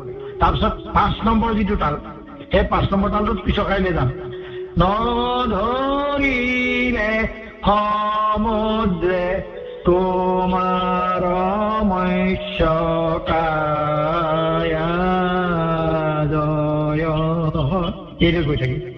এতিয়া ইয়াত ঘোষাত একেকোবে 12টা তালত ঘোষা ভাগ গাই শেষ কৰি পদৰ 2টা ঠাইত 6টা তাল 12 তাল ৰক্ষা কৰিব লাগিব। আকৌ যেতিয়া প্ৰথম নিশিটো পিছত যিটো সাধাৰণ সুৰলৈ আকৌ যাম, সেইখিনিত কিন্তু পদত 7 তাল বা 8 তাল পৰে, কিন্তু ঘোষা ভাগলৈ যাওঁতে আকৌ 12 তাল যাব। এই বৈশিষ্ট্যবোৰ অন্য কীৰ্তনত নাই আছে। এই চতুৰ্বিংশতি কীৰ্তন কেইটাৰ বাদে বাকীবোৰ কীৰ্তন এইদৰে গাব নোৱাৰি। সেইকাৰণে এই স্বকীয় বৈশিষ্ট্যটো ৰক্ষা কৰিবলৈ চতুৰ্বিংশতি কীৰ্তন বিভাগ গাব পাৰিলে তাৰ সাংগীতিক মানটোও ৰক্ষা হয় আৰু গায়কী কলাটো পৰিস্ফুট হয় আৰু শ্ৰোতাৰ হৃদয়তো আনন্দ সঞ্চাৰ হয়, ভক্তি সঞ্চাৰ হয়। এই কথাখিনি সুন্দৰকৈ শিকি লোৱাৰ ব্যৱস্থা কিন্তু কৰিব লাগিব। এইটো একেবাৰে শুদ্ধ কথা, শিকিব লাগিব সুন্দৰকৈ। এজন গুণী গুৰুৰ ওচৰত বা প্ৰশিক্ষণত অংশগ্ৰহণ কৰি এই সুৰসমূহ আমি আয়ত্তলৈ আনি লোৱাৰ পিছত নাম প্ৰসংগত অংশগ্ৰহণ কৰিলে, নাম প্ৰসংগত শ্ৰীমন্ত শংকৰদেৱ সংঘৰ নাম প্ৰসংগত আমাৰ ওচৰৰে এজন চাহ বাগানৰ সংগীয়ে নাম প্ৰসংগত অংশগ্ৰহণ কৰি প্ৰথম সংগীভুক্ত হোৱাৰ পিছত আমিয়ে প্ৰসংগ কৰিছিলোঁ। সেইদিনা প্ৰসংগত অংশগ্ৰহণ কৰাৰ পিছত তেখেতে মুকলিকে কৈছে, শ্ৰীমন্ত শংকৰদেৱ সংঘৰ নাম প্ৰসংগ শুনি বাটত শুনি গৈ থকা এজন বাটৰুৱায়ো এই ভাগ শ্ৰীমন্ত শংকৰদেৱ সংঘৰ নীতিমতে প্ৰসংগ হৈছে বুলি অনুভূত হ'ব লাগিব। নিশ্চয়কৈ ক'ব পাৰিব যে এই ভাগ শ্ৰীমন্ত শংকৰদেৱ সংঘ শুনিয়ে নাম প্ৰসংগ কৰিছে। সেই ভাৱটো সেই বাটেদি যোৱা লোকজনৰো হৃদয়ত অনুভূত হ'ব লাগিব বা দিব লাগিব। সেই ব্যৱস্থাটো শ্ৰীমন্ত শংকৰদেৱ সংঘই ইতিমধ্যেও সেই লক্ষ্যত উপনীত হৈছেগৈ। প্ৰায়খিনিয়ে এইমতে প্ৰসংগ কৰিবলৈ আগ্ৰহ কৰিছে বা শিকিছে। সেইটো হ'ব লাগিব। শ্ৰীমন্ত শংকৰদেৱ সংঘৰ লক্ষ্যটো তেতিয়াহে সম্পূৰ্ণ হ'ব। অৰ্থাৎ কাৰণ সংগীতক আগস্থান দি আমি আগবাঢ়িব লাগিব। গুৰুজনে এখন হৰিনাম ধৰ্ম প্ৰচাৰ কৰিবলৈ সংগীতৰ মাধ্যমেৰেহে গৈছে। সংগীতক আশ্ৰয় কৰিহে এখন হৰিনাম ধৰ্ম প্ৰচাৰ কৰিছিলে। আৰু সেইকাৰণেই গুৰু দুজনাৰ ৰচিত সকলোতে সংগীতৰ প্ৰলেপ দিলে। সকলো শাস্ত্ৰতে সুৰ নহ'লে, সংগীতৰ সুৰ নহ'লে, যিকোনো সুৰ এটা নহ'লে গুৰুজনাৰ যোজনাৰ ৰচিত একো বস্তু গাব নোৱাৰি। ততয়টো গাওঁতেও আপুনি এটা সুৰেৰে গাব লাগিব, ভতিমা এটা গাওঁতেও এটা সুৰেৰে গাব লাগিব। কীৰ্তন দশম, কীৰ্তন ঘোষা ভাগৱতৰ কথা কোৱাই নাই, নাটৰ কথা কোৱাই নাই। গতিকে ইয়াত সংগীতৰ প্ৰলেপটোৰ পৰা আমি আঁতৰাই আনিব নোৱাৰো। গতিকে সেই দৃষ্টিত এই আমি সংগীতিক মানটো ৰক্ষা কৰাৰ ক্ষেত্ৰত শ্ৰীমন্ত শংকৰদেৱ সংঘই গৱেষণাগাৰত সোমাবলগীয়া হ'ল। এনে চলি আহিছিল না 500 বছৰ 600 বছৰ, কিন্তু নাম প্ৰসংগৰ ক্ষেত্ৰত শ্ৰীমন্ত শংকৰদেৱ সংঘৰ গৱেষকৰ গৱেষণাগাৰত কিয় সোমালে? তাৰমানে শ্ৰীমন্ত শংকৰদেৱ সংঘই ভালতকৈ ভাল, সুন্দৰতকৈ সুন্দৰ কৰিব খুজিছে। শুদ্ধ গুৰুজনৰ শুদ্ধ ৰূপটোক, পৰিশুদ্ধ ৰূপটোক প্ৰচাৰ প্ৰসাৰ গায়ন সকলো কৰিবলৈ শ্ৰীমন্ত শংকৰদেৱ সংঘই যি বিধি ব্যৱস্থা কৰিছে, আমি তাত হাত উজান দিব লাগিব। সেই অৰ্থে আচ্ছা, আমি এতিয়া কীৰ্তন গালো। কীৰ্তনৰ বিভিন্ন ছন্দ, বিভিন্ন মানে গাঁথনি যিবিলাক 11তীয়া, দুলৰি, ছবি বা দীৰ্ঘপদ 14টা আখৰৰ, আকৌ জোনাও আছে। হেন শুনি ভগৱন্ত ধাৰিলা মহাবলৱন্ত, এইটো জোনা শাৰীত পৰে। সেই তেনেকুৱা গায়ন শৈলীবিলাক ইটোৰ লগত সিটো সুৰ আখৰৰ সংখ্যা মিলিলে বুলিয়ে সুৰৰ বৈশিষ্ট্যতাটো ৰক্ষা কৰাৰ ক্ষেত্ৰত কিন্তু লক্ষ্য কৰে। আখৰৰ সুৰ মিলিলে বুলি আমি চব কীৰ্তন একেভাগেই গাম এইটো কথা নহয়। কিছু কীৰ্তনৰ মিল আছে, 14টা আখৰৰ কিছু কীৰ্তনবিলাকৰ মিল আছে যদিও কিছু সকলো কীৰ্তন একেভাগে হয়তো গোৱা নহয়, একেভাগে নোৱাৰি।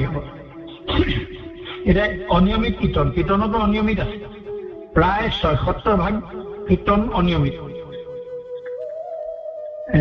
স্বামীৰাম নেৰৱাৰৰ চৰণে তোমাৰ ভাই মুখে বোলা ৰাম ত্ৰাহি দেৱতা মুদৰ, এইদৰে গোৱা কীৰ্তনবিলাকত আমি প্ৰথমে ঘোষা ভাগ আৰম্ভ কৰোঁ, তাৰপিছতে তাল ধৰোঁ, চাপৰি ধৰোঁ। সেইদৰে গোৱাৰ এটা সুন্দৰকৈ শিকাৰ ব্যৱস্থা এটা কৰিব লাগিব। এতিয়া খুব কম সময়ৰ ভিতৰত আমি আচলতে বস্তুটো আলোচনাহে কৰিছোঁ, খুব সময়টো কম, এঘণ্টাই সম্পূৰ্ণ নহয়। গতিকে ইয়াত সকলো কথা কৰি যাবলৈ অকণমান সময়ৰ নাটনি আছে, সময়ৰ নাটনি হয়। গতিকে দুই এটা যি পাৰিছোঁ কৈ গৈছোঁ বাৰু। এতিয়া আপোনালোকে আৰু এটা চাওক, বৈকুণ্ঠ পুৰাণৰ পঞ্চদশ কীৰ্তন পাইছে ভাগ, নৰহৰি কিয়ে ৰাম নিষ্ঠাৰিয়া নিউনাৰায়ণ। সেই কীৰ্তন ভাগ অন্য দুৰাচাৰ মনোমূলৰ ৰামহৰি ৰামহৰি গোপাল গোপাল ইত্যাদি এনেকুৱা 14টা আখৰৰ কীৰ্তনৰ লগত গাঁথনিটো একে, তাৰ লিখিত ৰূপটো একে, কিন্তু সুৰৰ বৈশিষ্ট্য আছে। সুৰৰ এটা সুকীয়া মানে সুৰেৰে সেই কীৰ্তন ভাগ গোৱা হয়। নৰহৰি কিয়ে ৰাম নিষ্ঠাৰিয়া নিউনাৰায়ণ, মাথাত ধৰি বুটুলি তোমাৰ চৰণ। পদলৈ গ'লে উদ্ধৱত সম্বোধি মাতন্ত কৃষ্ণে পাছে কৰ্ম বন্ধ হেৰাইবে প্ৰবন্ধ যাৰ আছে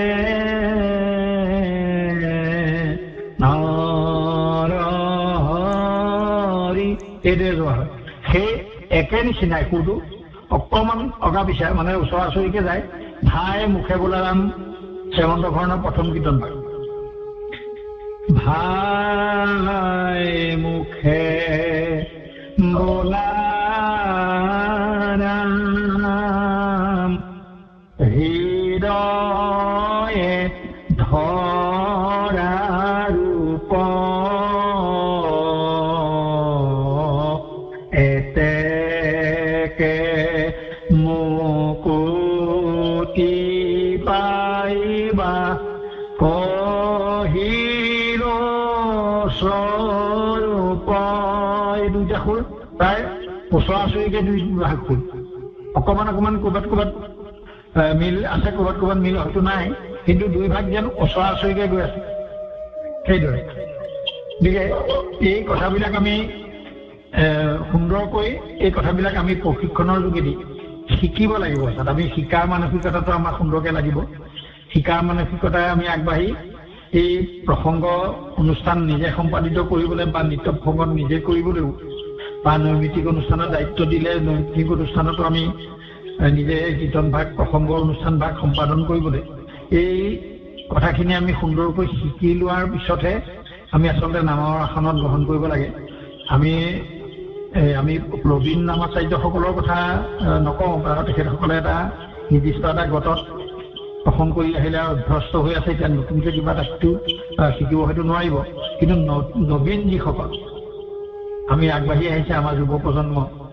সেই যুৱ প্ৰজন্মত কিন্তু এতিয়া আমাৰ শিকাৰ মানসিকতাটো পূৰ্ণোদ্যমে লাগিব বা যিসকল প্ৰবীণ আছে শিকিবলৈ ইচ্ছুক সেইসকলে কিন্তু এই ব্যৱস্থাটোত সকলোৱে তাত এইটো এটা বিপ্লৱহে শ্ৰীমন্ত শংকৰদেৱ সংঘই বিপ্লৱহে কৈছে গুৰুজনাৰ ধৰ্মটো গুৰুজনাৰ এখন শুদ্ধ হৰিনাম ধৰ্ম শুদ্ধ ৰূপত জনমানসত প্ৰচাৰ প্ৰসাৰ কৰাৰ যিটো বিপ্লৱ আমি তাত অংশীদাৰ হ'ব লাগিব সেই অৰ্থ আচ্ছা এইদৰে আমি কীৰ্তন গালো এতিয়া কীৰ্তন গাওঁতে কীৰ্তনেই হওক বা ঘোষাই হওক যি গালো যি গায়ন কলা যিখিনি আছে তাত কিন্তু আমি এটা সাৱধানতা অৱলম্বন কৰা ভাল লিখিত ঘোষা শব্দবিলাক যাতে আমি শুদ্ধ ৰূপত উচ্চাৰণ কৰিব পাৰোঁ সেই ডাঙৰ কথা সেইটো এটা আমি কেতিয়াবা কোনোবাটো শব্দ দুভাগ কৰি দিওঁ দুটা ভাগ কৰি দিওঁ সুৰৰ দাবীত সেইটো নহয় আচলতে সেই আমি এবাৰ গাঁৱতে মনত পৰিছে চাগে সত্যব্ৰত ৰাজা ক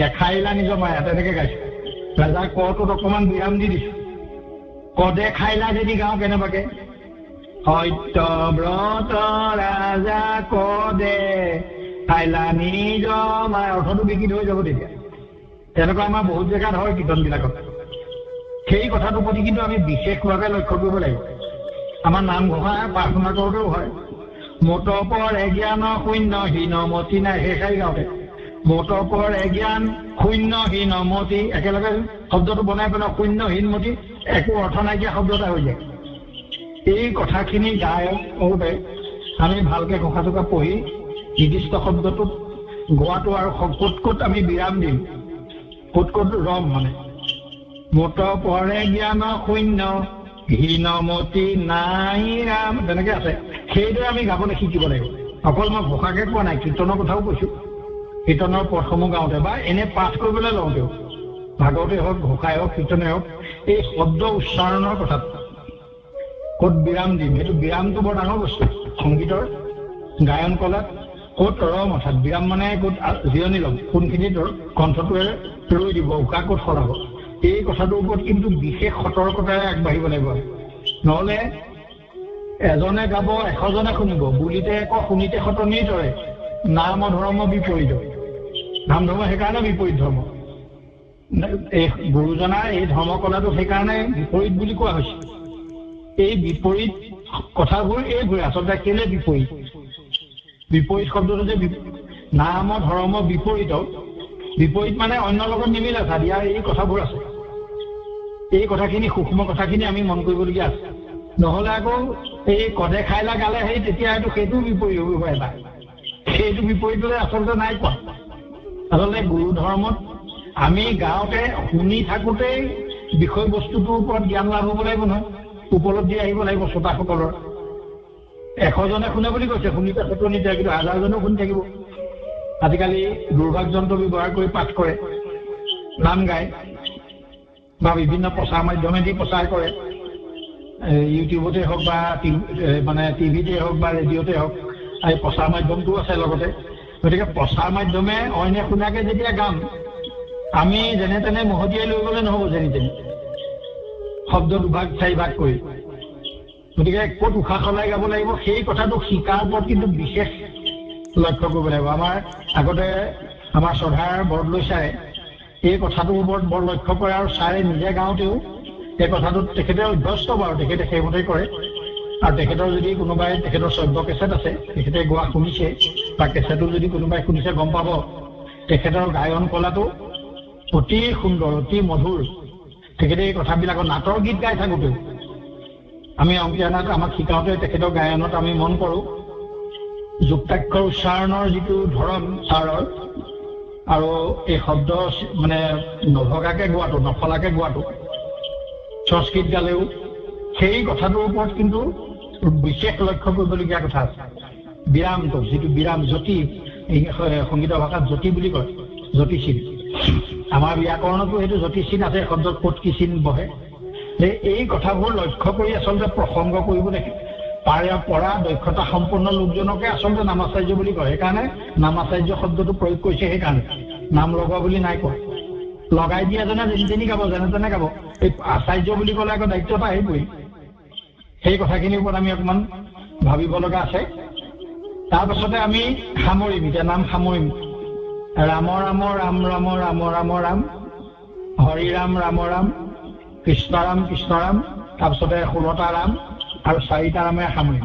এইকেইটা গাওঁতেও কিন্তু এই তালৰ সংখ্যা আছে। প্ৰথম 8, প্ৰথম 2বাৰ, 3বাৰ কৃষ্ণ ৰামলৈকে 8টা চাপৰিত পৰিব। তাৰপিছত এই ৰাম 16টা ৰাম, 16টা চাপৰি। তাত মানে 4 সংখ্যাটো 4 গুণটো বাজি আছে। 8 যদিও তাত 16 মাত্ৰা বাজিব। 4 4 গুণ 16 মাত্ৰা সংখ্যাৰে যদি আমি ঘড়ী কাটাটোৰ দৰে টিক টিককে ধৰি যাওঁ, তেতিয়া তাত 16টা মাত্ৰা বাজিব। ৰাম ৰাম ৰাম ৰাম ৰাম ৰাম ৰাম, ৰাম ৰাম ৰাম ৰাম ৰাম ৰাম ৰাম, হৰি ৰাম ৰাম ৰাম, হৰি ৰাম ৰাম ৰাম, হৰি ৰাম ৰাম ৰাম, হৰি ৰাম ৰাম ৰাম, কৃষ্ণ ৰাম কৃষ্ণ ৰাম, কৃষ্ণ ৰাম কৃষ্ণ ৰাম, কৃষ্ণ ৰাম কৃষ্ণ ৰাম, কৃষ্ণ ৰাম কৃষ্ণ ৰাম, ৰাম ৰাম ৰাম ৰাম, ৰাম ৰাম ৰাম ৰাম, ৰাম ৰাম ৰাম ৰাম, ৰাম ৰাম ৰাম ৰাম, ৰাম ৰাম ৰাম ৰাম। ইয়াত এই 16টা 8 8, 3টা 3বাৰ 8 মাত্ৰা, বাৰ 16, এবাৰ 4, 2 4 গুণ 8, 4 4 গুণ 16 আৰু 4 4 গুণ 4। এই যিটো ক্ৰম, সেইটো ৰক্ষা কৰিবলৈ এই বিৰতিটো ইশাৰী বা শিকাইলে আহোঁতে মাজত আকৌ ৰাম ৰাম ৰাম ৰাম ৰাম ৰাম ৰাম, ৰাম ৰাম ৰাম ৰাম ৰাম ৰাম ৰাম, হৰি ৰাম ৰাম ৰাম, এনেকে খণ্ডা ছিঙিব নালাগে, একেধৰণে আহিব। তাত এই 16 মাত্ৰাটো প্ৰত্যেকতে ৰক্ষা হৈ আহিব। সেইটো সুন্দৰকৈ গায়ন কলা, সেইটো লিখিত ৰূপতো আছে। সেই গায়ন কলাটো সুন্দৰকৈ চৰ্চা কৰি ল'লে সুন্দৰকৈ গাব পাৰি। আৰু এই 16 ভাগ 16টা ৰাম যেতিয়া আমি উচ্চাৰণ কৰিম, 16টা চাপৰি 16টা ৰাম শব্দ উচ্চাৰণ, তাত কবতে নিব নালাগে, খৰকে লৈ যাব নালাগে, দ্ৰুতলৈ এফালে গুচি যাব নালাগে। নিৰ্দিষ্ট গতিত মাত্ৰাটো ৰক্ষা হৈ থাকিব লাগে। এই চাপৰি দুটাৰ মাজৰ যিটো খালী, 2টা চাপৰিৰ মাজৰ সময়কণ সমান হ'ব লাগিব। সেইকাৰণে সেই গাঁৱতে একেটা গতিতে গৈ থাকিব। যদি মধ্যলৈ ধৰিছো, মধ্যলৈতে যাব। এইটো মধ্যলৈতে যায়, দ্ৰুতলৈ যাব নোৱাৰে। ৰাম ৰাম ৰাম ৰাম ৰাম ৰাম ৰাম এনেকুৱা হ'ব নালাগে। এজন এই নামাচাৰ্যজনে সেই গতিটো নিয়ন্ত্ৰণ কৰিব লাগে। তেখেতে এৰি নিদিলেই হ'ল।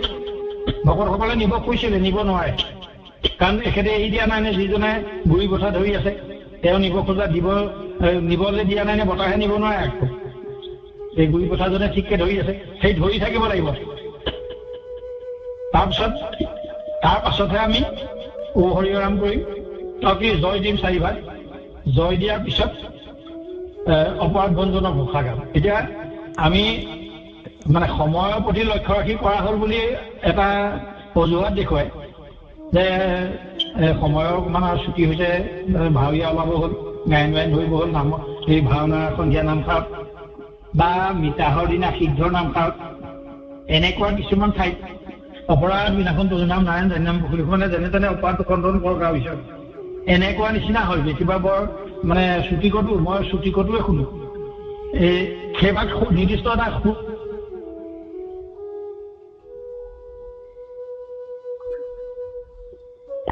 অপৰাধ ভঞ্জনৰ ক্ষমা বিচাৰিয়া সেৱা ধৰিছো। তাত হৰিধ্বনিটো উচ্চস্বৰ হ'ব নালাগে, অনুচ্চস্বৰে কৰি তাৰ পাছতে উপদেশ ভাগ।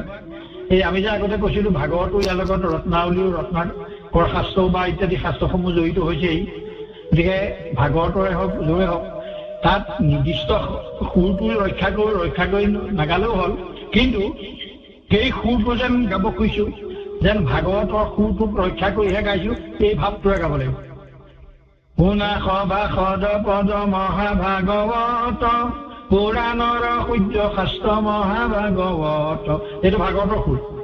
এইটো উপদেশত আনতে সেই সুৰটোৱে নাগায়। শুনা সভা সদপদ মহাভাগৱত পুৰাণৰ সূৰ্য শাস্ত্ৰ মহাভাগৱত, অকমান যেন ভাগৱতৰ সুৰটো ৰক্ষা কৰিছে, তেনেকুৱা ধৰণে এই উপদেশ ভাগ গোৱা হয়। কৃষ্ণৰ চৰিত্ৰ পৰম অমৃত আতপৰে নাহি আন, কোটি কোটি যজ্ঞ জপতৱদান সবেও নুহি সমান, সেইদৰে তাত দুলৈ সুৰটো ৰক্ষা কৰিব খুজিছে যেন সেই প্ৰৱণতাটো ৰক্ষা কৰিব লাগে। তাৰপিছতে গুৰু বন্দনা কৰিম। সেই গুৰু বন্দনা সমস্যৰে সকলোৱে গায়। তাতো সেই নিৰ্দিষ্ট দুলৰী চন্দ্ৰ নিৰ্দিষ্ট সুৰটো, শ্ৰীমন্ত শংকৰ হৰি ভকতৰ জনা জানক এনেকে নহয়, শ্ৰীমন্ত আমি সামৰিছো, গুৰুক বন্দনা কৰিছো। গতিকে সেই বন্দনাৰ যিটো মধুৰতাটো ৰক্ষা কৰিব লাগে। তাত আমি কৈছো যে প্ৰথমতে সুৰেৰে আৰম্ভ কৰিছো, শেষতো সুৰেৰে সামৰিম। সংগীতৰ মাজতে সেই আওতাটো, সেইকাৰণে আমাৰ নামৰ মাজত এই অপৰাধ ভঞ্জনৰ এই বাক্য বোলে, এই মানে অপৰাধ ভঞ্জনৰ এটা মানে বাক্যৰে আশীৰ্বাদ দিয়াৰে যিটো বুলি কয়, আশীৰ্বাদ দিয়া বুলি কয়, আশীৰ্বাদৰ কিছুমান অন্য শব্দ প্ৰয়োগ কৰে। সেইটো এতিয়া শ্ৰীমন্ত শংকৰদেৱ সংঘৰ প্ৰশংসনালীৰ পৰা আঁতৰাই দিয়া হ'ল। সেই তাৰ ঠাইত এজোকা বেছিকে ঘোষাকে গপ লাগে, অপৰাধ বিনাশনৰ বাদে আৰু এজোকা ঘোষাকে গপ, কিন্তু বাক্য অন্য বাক্য বুলি আশীৰ্বাদ দিব নোৱাৰে। তাত অন্য বস্তু নাহে, তাৰমানে অন্য বস্তু আনিব নোৱাৰে। তাত এটা গুৰু দুজনাৰ বস্তুখিনিয়ে এটা সুৰেৰে বিশিষ্ট এটা সুৰ আৰোপ কৰি লোৱা হৈছে। সংগীতৰ আওতাৰ ভিতৰত আছো আমি। গতিকে সেই গোটেই বস্তুটো সাংগীতিক মানটো ৰক্ষা কৰি আমি আগবাঢ়িব লাগিব। আমি যদি সেইদৰে আগবাঢ়ো, নিশ্চয় আমাৰ শ্ৰীমন্ত শংকৰদেৱ সংঘৰ প্ৰশংসনালীৰ যিটো ইপ্সিত লক্ষ্য, কাৰণ আমি শ্ৰীমন্ত শংকৰদেৱ সংঘৰ সংগীসকলে প্ৰতি বছৰে বৰঙণি দিয়া ফৰ্মখনত শ্ৰীমন্ত শংকৰদেৱ সংঘৰ সংবিধান 4 পুথি ৰক্ষা কৰিম বুলি প্ৰতিশ্ৰুতিবদ্ধ হৈ এটা চহী কৰোঁ নহয়। চহী কৰা মানে কি? সন্মতি জনোৱা বা নিজে দায়বদ্ধতা স্বীকাৰ কৰা। গতিকে সেই চহীটো কৰি বৰঙণিটো দি দায় সাৰিলে নহ'ব। আমি এটা ভাগ বস্তু ৰক্ষা কৰিব লাগিব। সংবিধান ৰক্ষা তেহে কৰা হ'ব। প্ৰশাসনিক সংবিধানখন ৰক্ষা কৰিম বুলি চহী কৰা নাই। সংবিধান মানে 4 ভাগ, 4 পুথিক একেলগে সংবিধান বোলে। সেই সংবিধান বিভাগ এটা বিভাগ ৰক্ষা কৰিব লাগিব। ঔষধ বিধি, প্ৰসং প্ৰণালী, সংবিধান, প্ৰশাসনিক ভাগ আৰু বিবাহ পদ্ধতি, এইবোৰ ভাগ ৰক্ষা কৰিম একেলগে বুলি চহী কৰিছো।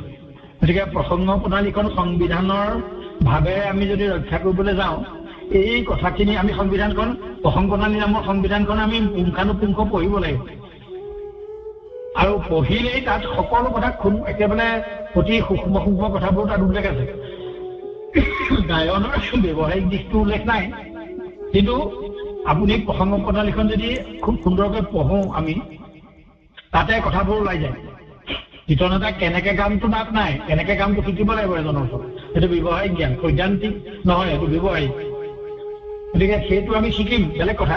কিন্তু এই প্ৰসংগ ভাগ পৰিচালনা কৰিবলৈ যিখিনি আমাক প্ৰয়োজন, নিয়মৰ যিখিনি প্ৰয়োজন, কীৰ্তন এটা সুন্দৰকৈ গালে নহ'ব না। আগত যদি পাছত বা আগত আমাৰ সাংগীতিক নিয়মটো ভংগ হয়, তেতিয়া কীৰ্তন এটা সুন্দৰকৈ গালে, বৰগীত এটা সুন্দৰকৈ গালে সুন্দৰ নহ'ব। এটাইকেইটা বস্তু সুন্দৰকৈ ৰক্ষা কৰিবলৈ প্ৰসং প্ৰণালীখন আমি প্ৰথমতে পঢ়িব লাগিব।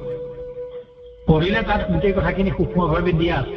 আমি পঢ়ি তাৰপাছত কোনোবা গুণী গুৰু এজনৰ ওচৰত বোলে ইয়াত এনেকৈ এই কীৰ্তনকেইটা দিয়া আছে, আমি এই কীৰ্তন কিবা কেনেকৈ গাম অকণমান শিকিলে সুন্দৰকৈ পঢ়া যাব। এতিয়া আমাৰ বহুত নামাচাৰ্য, মই যুৱ নামাচাৰ্যও পাইছো, প্ৰভৃতসকলৰ কথা নকওঁ। দিহা নামৰ সুৰ এটা, চুটি কীৰ্তন এটাতো শাৰীটোৰ মূৰে মূৰে সুৰ সলাই থাকে, অতি শ্ৰুতি কটু হয়। গোপাল গোবিন্দ যদুনন্দন কীৰ্তন ভাগ ধৰিছে প্ৰসংগ কৰিব, কিন্তু শেষৰ ফালে এই প্ৰসেনৰ নামে তাৰ ভাতৃ আছে মানৰ পৰা বা গিৰি সিঙে কৰিলে এনেকুৱা সেই সিমান মানৰ পৰা মানে দুষাৰী মূৰে মূৰে সুৰ সলাই সলাই, দিহা নামৰ সুৰ সলাই সলাই কীৰ্তন ভাগ শেষ কৰেগৈ। অতি মানে শ্ৰুতিকটু হয়। কীৰ্তনটো কেইশাৰী মানহে পদ, অতি চুটি কীৰ্তন সেইভাগ আচলতে এবাৰ সাধাৰণ সুৰ, এবাৰ নিশি সুৰ, এবাৰ সাধাৰণ সুৰ, এবাৰ নিশি সুৰতে গৈ থাকে। মণিৰ মহিমা কি কৰিব আৰ, সুবৰ্ণ নিতে শ্ৰৱয়স্ত ভান, গোপাল গোবিন্দ যদুনন্দন, কৃষ্ণৰ চৰণে লৈল শৰণে। সেইটো নিশি সুৰ, এনেকে দুবাৰ গাব লাগে, দুটা পদ মানে খণ্ড গাব লাগে। তাৰপিছত আকৌ সাধাৰণ সুৰ। দিনে কমনি কুজিলন্ত হৰি, নেদিলে সন্ত্ৰাজি গ্ৰহ কৰি, সেইটো সাধাৰণ সুৰ। এই দুটা সুৰতে মজামজিকে গোটেই কীৰ্তনটো শেষ হয়। কেইশাৰীমান সাধাৰণ সুৰ গালে, কেইশাৰীমান নিশি সুৰ গালে, তেনেকে ত্ৰাহি দেৱতা মন্দিৰতো তেনেকুৱা।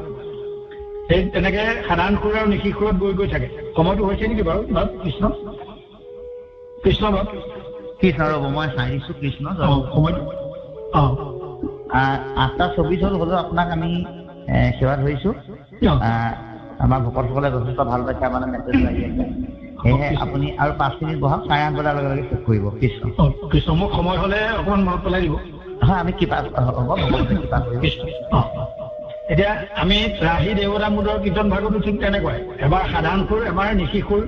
তাৰমানে দুটামান পংক্তি সাধাৰণ সুৰত গালো ঘোষাৰ পদৰ, তাৰপাছত আকৌ নিশি সুৰলৈ গলো, তেনেকে গৈ থাকিব লাগে। তাত আৰু ত্ৰাহি দেৱ দামোদৰ আনন্দ, এই নিচিনা সুৰবিলাক গাব লাগে। এই কীৰ্তন ভাগ আমি যে আগতে কৈছিলো, এইভাগ নিত্য প্ৰসংগত প্ৰয়োগ কৰিব পৰা এভাগ কীৰ্তন, এইভাগ আধ্যাত্মিক ভাগ সম্পন্ন কীৰ্তন। এই কীৰ্তন ভাগ নিত্য প্ৰসংগত প্ৰয়োগ কৰা হয়। ইয়াত নিশি সুৰ নাহে, বেলেগ কিবা দিয়া সুৰ নাহে। ইয়াক অতি মাৰ্জিতভাৱে নিশি আৰু সাধাৰণ সুৰৰ মাজেৰে এই কীৰ্তন ভাগ শেষ কৰে। এই নিশি ভাগো অনুচ্চ স্বৰৰ দৰেহে গোৱা হয়, উচ্চ স্বৰৰ নিশি নহয়। গতিকে এই কথাখিনি আছে। এতিয়া আমি ধ্যান বৰ্ণনৰ প্ৰথম কীৰ্তন ভাগ নিত্য প্ৰসংগত ব্যৱহাৰ কৰিব পাৰি, ব্যৱহাৰ হয়। তাত নিশি নাথাকে, সেইভাগত বেলেগ সুৰ নাখায়।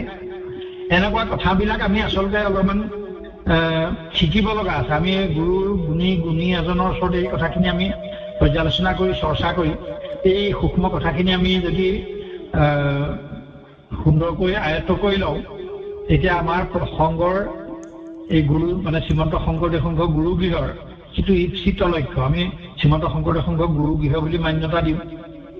শ্ৰীমন্ত শংকৰদেৱ সংঘক আমি গুৰুগৃহ বুলি শ্ৰীমন্ত শংকৰদেৱ সংঘত শৰণ ভজন গ্ৰহণ কৰিছোঁ। গুৰুগৃহ নিশ্চয় আমাৰ সেই গুৰুগৃহৰ যিটো ঈপ্সিত লক্ষ্য, সেই লক্ষ্যটোক আমি পূৰণ কৰিবৰ কাৰণে একজন বিপ্লৱী সৈনিক আমি সচেতন হ'ব লাগিব।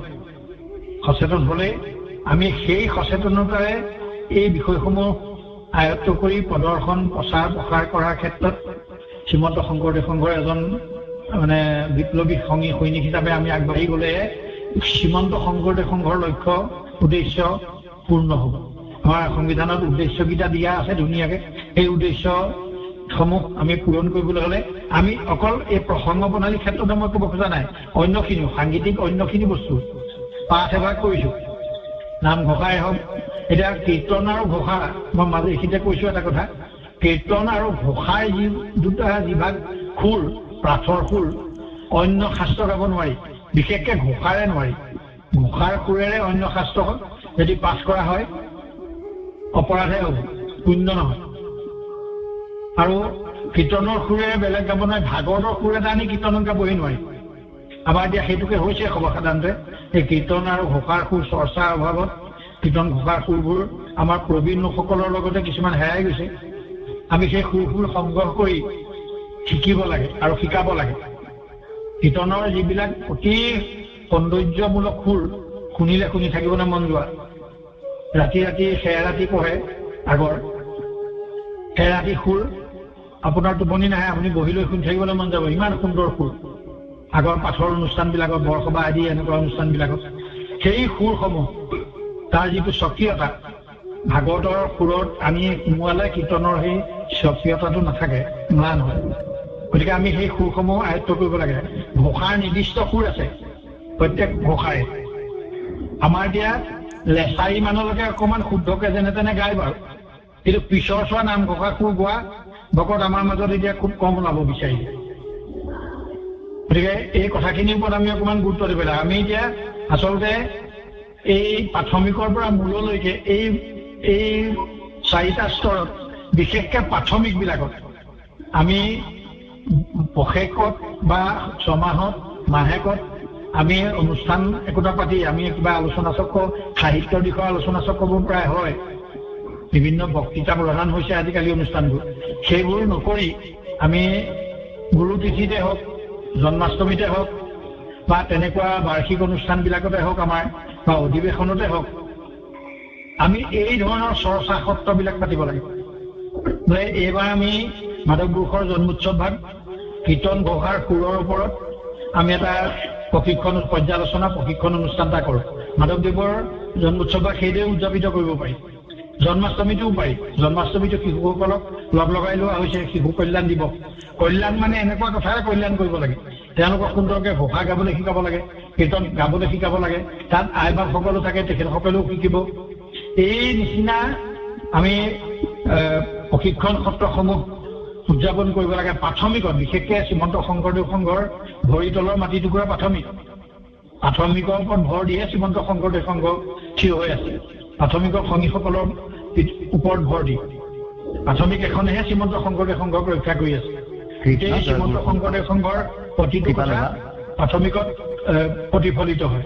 গতিকে আমি সেই প্ৰশিক্ষণ সত্ৰসমূহ মানে উদযাপন কৰাৰ বা অনুষ্ঠিত কৰাৰ এটা মানে ব্যৱস্থা গ্ৰহণ কৰাৰ সময় আহি পৰিল। কিন্তু কৃষ্ণ সময় হৈছে, সময় নিৰ্ধাৰিত শেষ হৈছে। গতিকে আমি আপোনাৰ আচলতে এনেকুৱা এটা কথা কৃপালু বাপজনা, নামৰ শেষ নাই। হয়, নামৰ আৰম্ভণি আছে কিন্তু নামৰ শেষ নাই। যি কথা হয়তো 7 দিন 7 ৰাতি নহয়, বছৰ জুৰি কৈ থাকিলেও শেষ নহ'ব। কিন্তু আমি আজি এইখিনি সময়ত এটা শিৰোমণি এটা প্ৰয়াস কৰিছো মাত্ৰ। আপুনি আমাৰ শিৰোমণিৰ এটা মূল্যৱান অংগ। পৰৱৰ্তী সময়ত আপোনাৰ আজৰি সময় চাই আমি যোগাযোগ কৰি আৰু কিছু ইয়াৰ অলংকাৰ আপোনাৰ পৰা আমি ল'ব লাগিব, বা আমাৰ সন্মানীয় পবিত্ৰপ্ৰাণ বৰাচাৰ্যই মিনাহিম বুলি কৈছে, গতিকে আমি ল'ম। কিন্তু এতিয়া আমি এই অনুষ্ঠান থাকি ইমানতে সামৰিছো। লগতে আমি 5 মিনিট সময় এটা শ্ৰোতাসকলক দিছো আপোনাৰ লগত, সেইকাৰণে 10 মিনিট সময় মই একেবাৰে সামৰি লওঁ নেকি? হয়, আপুনি সামৰি লওক। কৃষ্ণ এই শিৰোমণি ভাগৱত চৰ্চা গ্ৰুপত অংশগ্ৰহণ কৰা, দিল্লীকে মুখ্য কৰি অসমৰ বিভিন্ন স্থানৰ পৰা অংশগ্ৰহণ কৰা মোৰ শ্ৰদ্ধাৰ বা পাই সমস্ত এই অভাজনে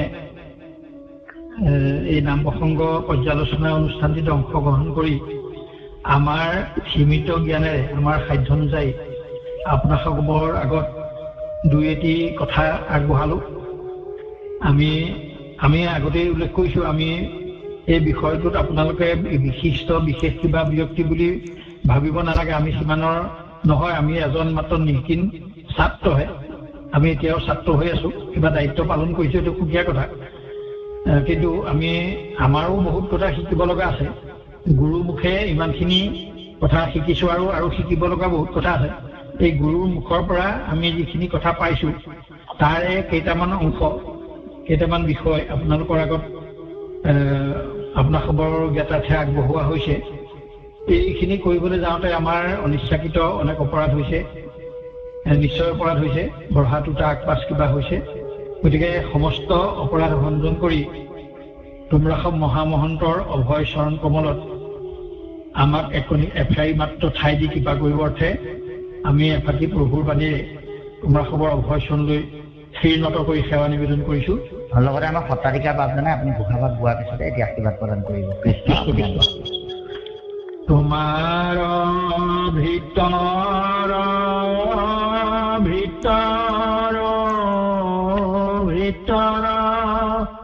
কাণ ভৃত হইলো আমি, তোমাৰ অভয় দুখানি চৰণে শৰণ পখিলো স্বামী, শৰণ দুঃখিনো স্বামী।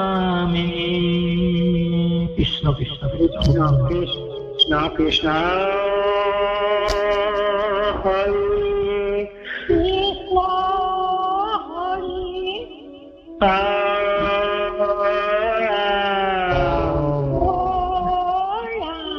গোবিন্দ কৃষ্ণ কৃষ্ণ নাম শ্রবণ পিশান হরি হরি শরণ মনসা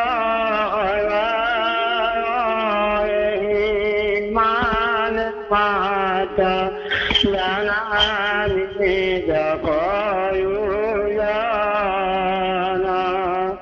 কৃষ্ণ কৃষ্ণ প্রভু নমো নমো নারায়ণ প্ৰসন্ন হৈ হৰি কৰি মায়ে নিদান আপোনাৰ মন আপুনি বেগত কৰিব ককয়ো পৰিতান দিব ককয়ো পৰিতান কৃষ্ণ কৃষ্ণ হৰি হৰি হৰি